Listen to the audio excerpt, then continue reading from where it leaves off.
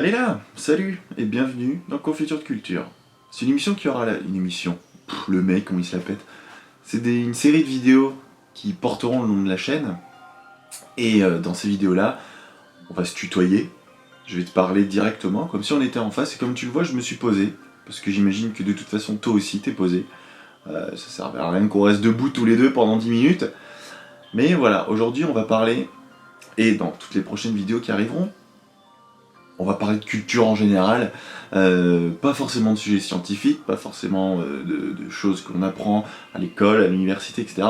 Mais on va traiter de culture générale, parce que comme son nom l'indique, la culture c'est aussi général. Et comme ça pourra... soit tu n'apprendras rien, et à ce moment-là, je suis désolé que tu perds ton temps ici, soit tu apprendras des choses, et ce sera plutôt cool, et puis tu pourras te la péter en repas de famille ou pendant un apéro entre deux saucisses cocktail. Donc je vais poser les bases tout de suite. Confiture de culture, ça va être une vidéo le dimanche, toutes les 2 semaines. Voilà, tout simplement. Et aujourd'hui, on va attaquer avec l'origine de la vie. Alors la vie, qu'est-ce que c'est? C'est bien marrant, quand t'es croyant, c'est le fait d'un dieu, ou de plusieurs, si t'es païen, ou polythéiste. Mais pour les gens comme moi, qui sont athées, eh bien la vie, c'est difficile à définir. Puisque même d'un point de vue scientifique, c'est compliqué. Parce que quand on essaie de définir la vie, si tu tapes définition de la vie sur Google, tu vas trouver un truc comme ça. Et c'est relativement compliqué à comprendre. Quand tu es en biologie, en général, on te définit la vie non pas par une définition, comme tu la vois ici, mais par une notion, la notion d'un trépied, le trépied du vivant. Alors on parle d'un trépied. Pourquoi un trépied? Parce que tu vas avoir une barrière, un métabolisme et la reproduction. Donc ces trois notions sont relativement simples à comprendre.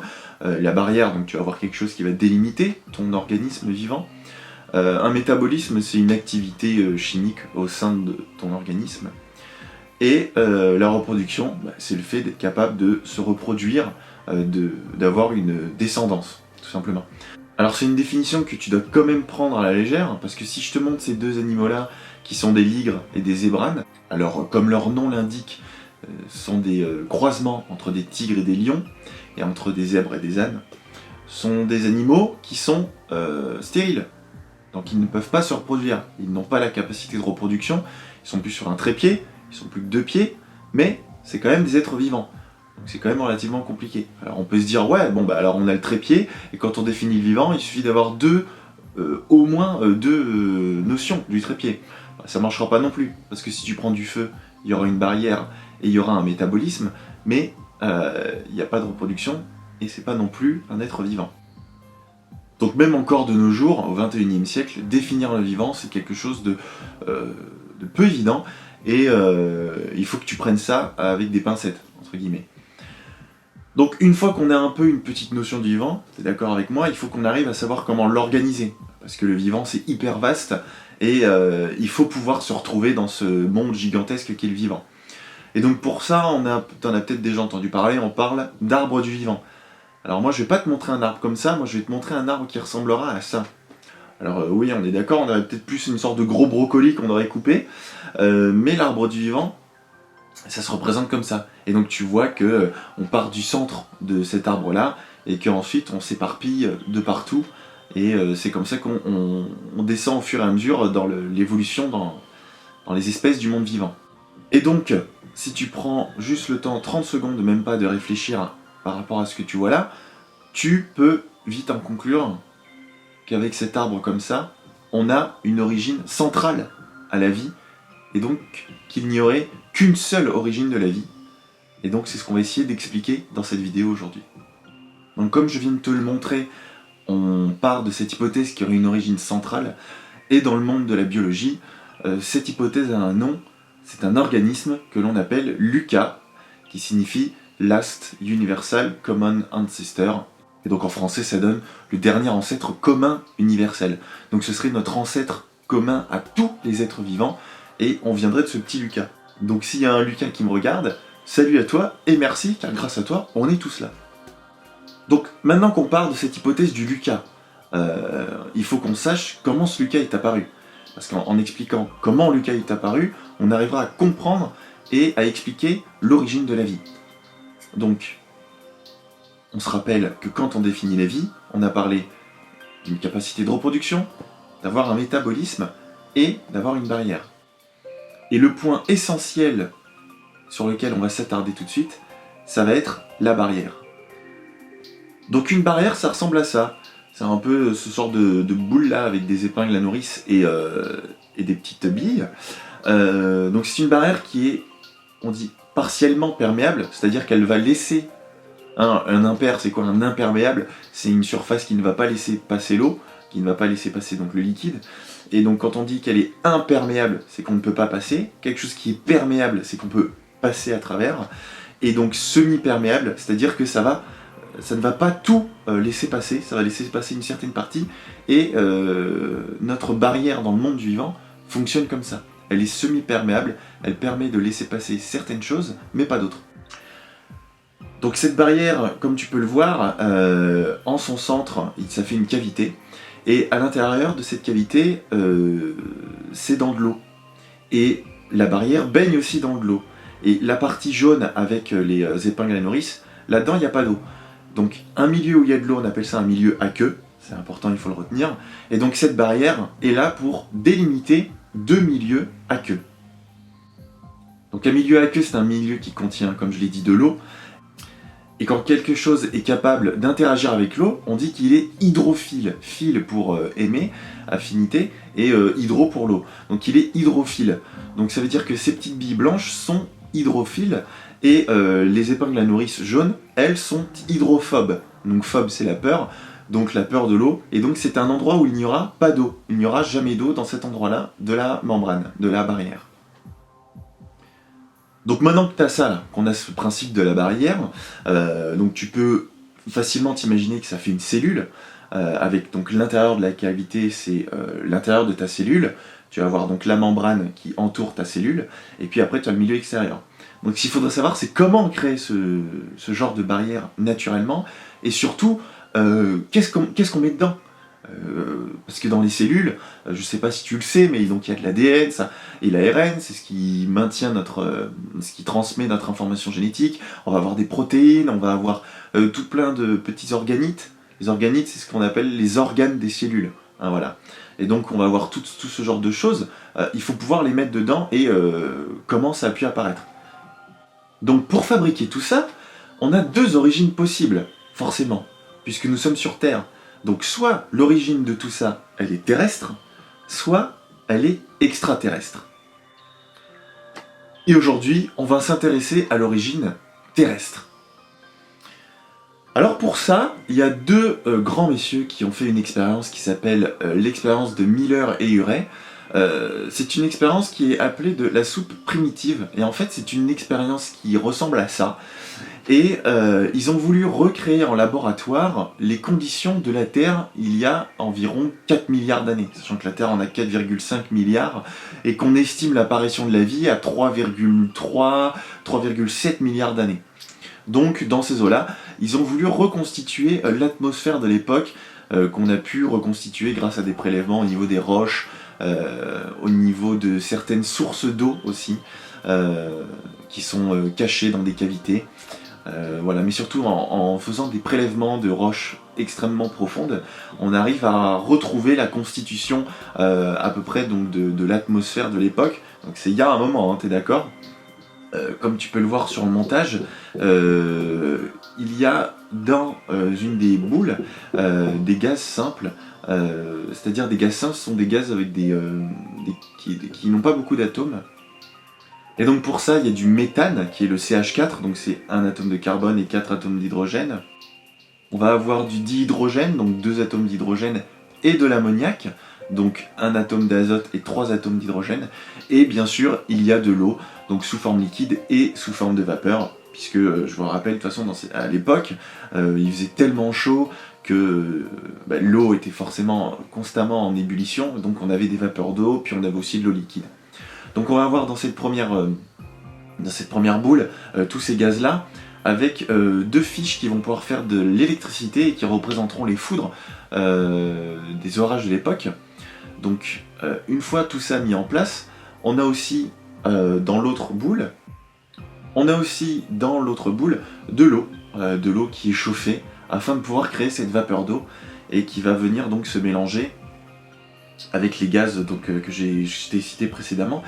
Et il faut savoir que pour que des molécules puissent réagir, elles ont besoin d'énergie. Et c'est justement cette foudre qui va apporter l'énergie nécessaire aux molécules de pouvoir réagir entre elles. Et donc on a juste ces petites molécules, ces gaz extrêmement simples, qui sont constitués seulement de 2 atomes différents à chaque fois. En tout, on va avoir une soupe, on va appeler ça comme une sorte de soupe, hein. On va avoir une soupe avec donc du carbone, de l'hydrogène, de l'azote et de l'oxygène. Donc on va avoir ces 4 atomes essentiels, et les résultats sont plutôt fous, parce qu'avec juste un peu d'électricité et ces petites molécules, Miller et Urey ont réussi à obtenir des bases azotées. Donc les bases azotées, ce sont des molécules à base d'azote qui constituent notre ADN. On a eu des acides aminés. Les acides aminés, ce sont les molécules qui permettent de faire les protéines. On a eu des lipides. Les lipides, ce sont les molécules qui permettent d'obtenir les barrières, donc nos membranes. Et on a eu aussi des sucres. Et les sucres, on en a besoin comme source d'énergie. Donc là, c'est super. On vient de voir justement comment on avait pu, sur Terre, créer tout simplement les molécules essentielles à ce que l'on va trouver à l'intérieur des cellules. Donc notre ADN, notre ARN, les protéines, les sucres, les lipides. Voilà, on a vu comment tout simplement avec une condition atmosphérique particulière et de l'énergie fournie donc ici par la foudre, on peut former des molécules. Alors attention, moi je te présente cette théorie-là. Il faut savoir que tout le monde n'est pas forcément d'accord, puisque il y a des concentrations qui n'étaient pas apparemment les mêmes dans l'expérience par rapport aux conditions réelles sur Terre. Mais ça, c'est une seule des expériences, des plus de 20, il me semble, qui ont fait Miller et Urey, et à chaque fois, ils ont obtenu ces molécules-là. Donc maintenant qu'on a ça, on va pouvoir passer à ce qui nous intéressait, donc le plus important, créer cette membrane. Comment on va créer cette membrane? Parce qu'à partir du moment où on aura notre membrane, notre cavité avec nos biomolécules, nos molécules de la vie dedans, c'est ce qui va nous permettre de définir une cellule et donc un organisme vivant, et pourquoi pas donc notre LUCA. Donc pour ça, il faut que je t'explique le principe du savon. C'est hyper bête, c'est hyper simple, et c'est quelque chose qu'on utilise tout le temps, et c'est probablement quelque chose que la Terre aurait pu utiliser pour créer la vie. Donc le savon, ça fonctionne avec ce qu'on appelle les micelles. Ça ressemble à ça. Donc comme tu vois, tu peux reconnaître qu'il y a le trombone de tout à l'heure, l'épingle à nourrice, je sais plus comment j'ai appelé ça, et puis notre petite bille blanche. Là, comme tu le vois, toutes les épingles sont entre elles, il n'y a pas de cavité à l'intérieur, et les boules blanches sont à l'extérieur. Donc ça, c'est une molécule qui est très répandue, qu'on utilise donc pour le savon. Ça fonctionne comme ça. Ce qui se passe, c'est que je te rappelle que les parties jaunes sont hydrophobes, elles n'aiment pas le contact de l'eau, et les parties blanches sont hydrophiles, elles aiment le contact de l'eau. Et quand on se lave les mains, en général c'est pour enlever les graisses, d'accord? Donc le gras c'est quelque chose qui est hydrophobe, c'est pour ça que ça part difficilement quand tu mets que de l'eau, puisque ça se mélange pas avec l'eau et ça reste sur tes mains. Et donc quand tu utilises du savon, tu as cette partie jaune qui va venir s'accrocher au gras sur ta main, et en fait en s'accrochant après, il y a d'autres parties qui vont venir et ça va emprisonner ça dans cette bulle, dans cette bille, sans créer une cavité. Ça va juste emprisonner dedans, comme si avec des baguettes chinoises on attrapait des morceaux je sais pas moi, de nem. Voilà, c'est pareil. T'imagines ça, tes nems c'est ton gras, tes baguettes chinoises c'est les parties jaunes, et ça emprisonne ça là-dedans, et c'est le principe du savon. On va utiliser ce principe-là, la Terre a pu utiliser ce principe-là pour créer des cellules. Donc le fait d'emprisonner comme ça les graisses, ça s'appelle une micelle. Cette structure de boule avec les parties jaunes à l'intérieur, c'est ce qu'on appelle une micelle. Tu as aussi l'inverse. Donc là tu reconnais, c'était la partie intérieure de notre membrane de tout à l'heure. Ça c'est une micelle inverse. C'est quand la partie hydrophile est à l'intérieur de la structure et la partie hydrophobe est à l'extérieur. C'est comme si par exemple on vivait dans un monde où on se nettoie avec de l'huile et qu'on a de l'eau sur les mains, des trucs hydrophiles sur les mains. Si on met de l'huile dessus, ça resterait sur nos mains, et on aurait ces micelles inverses qui viendraient emprisonner ça dedans. Donc on a la micelle et la micelle inverse. Et donc je te donne dans le mille, si tu prends une micelle inverse et que tu la mets dans une micelle, ça te donne ça, la vésicule, la membrane qu'on avait tout à l'heure, notre structure de cellules. Voilà. Donc maintenant que tu as ça en tête, il faut qu'on arrive à trouver comment créer ça naturellement, et tu vas voir, c'est hyper simple.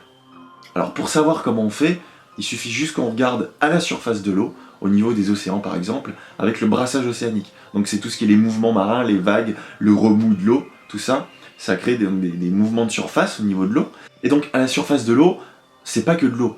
Il y a tout le temps des impuretés, des choses, etc., du gras, et on peut notamment y trouver ces structures de micelles. Donc à ce moment-là, elles sont linéaires, forcément, puisque l'eau est plate, et donc c'est la partie blanche, donc les petites billes, vont être posées à plat sur l'eau, avec les épingles à nourrice posées sur le dessus.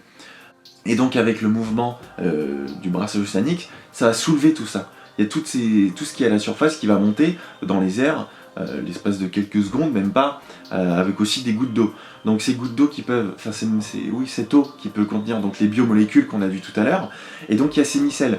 Donc forcément, vu qu'il va y avoir de l'eau comme ça, la structure va changer, puisque ça va être sous forme de gouttelettes, les micelles elles vont commencer à se former. Ça va former des micelles inverses, puisque vu que l'eau est dans les airs, on va avoir la partie hydrophile qui va entourer toute la gouttelette d'eau, avec potentiellement des biomolécules dedans, et donc tous les trombones jaunes à l'extérieur. Et quand ça va retomber à la surface de l'eau, ça va s'associer avec les trombones qui faisaient face vers le haut, et donc ça va former cette vésicule-là, et donc après ça tombe dans l'eau, et puis ça se balade dans l'eau, et donc on peut avoir comme ça des cellules, juste avec des mouvements de vagues. Donc pour résumer, l'origine de la vie a pu se faire tout simplement sur Terre, sans aller chercher bien loin avec une aide des extraterrestres ou une forme de vie supérieure. Mais comme je te l'ai dit, ce n'est qu'une hypothèse. Pour moi, c'est une des hypothèses les plus viables. Il y en a une deuxième, dont j'en parlerai une autre fois, qui elle parle d'une origine dans l'espace, donc une origine extraterrestre, mais je ne parle pas d'extraterrestre pour dire organisme vivant qui ne vit pas sur Terre, mais d'une origine en dehors de la Terre, donc une origine extraterrestre. Voilà, donc j'espère que ça t'aura plu, que ça t'aura intéressé, peut-être que tu iras te renseigner sur ça.